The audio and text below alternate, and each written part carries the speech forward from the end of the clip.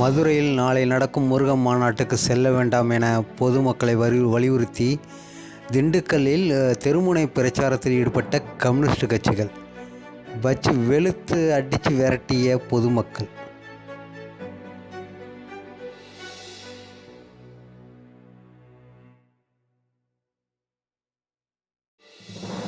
இந்துக்கள் ஒன்று கூடினாலே இந்த திராவிட கூட்டங்களுக்கு கொஞ்சம் நடுக்கம்தான் போல்.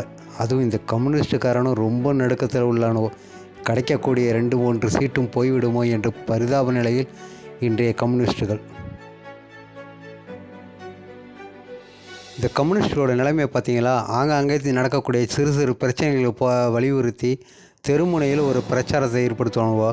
பிரச்சாரத்தில் ஈடுபட்டு அங்கங்கே தெருமுனை பிரச்சாரன்ற பேரில் அங்கங்கே ஓட்டு சேகரிப்பதும், 4 ஆட்டோக்காரனை கூப்பிட்டு வந்து ரோட்டில் பசை ஓட்டிக்கிட்டு ரோட்டில் பெயிண்ட் எழுதிக்கிட்டு அங்கங்கே பிரச்சாரத்தில் ஈடுபட்டு இருப்பானுவோ.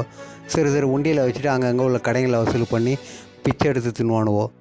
இப்போ உள்ள சூழ்நிலை உண்டியில் கொண்டு போனாலும் எவனும் காசு போட மாட்டேன்றான், பிச்சை போட மாட்டேன்றான்.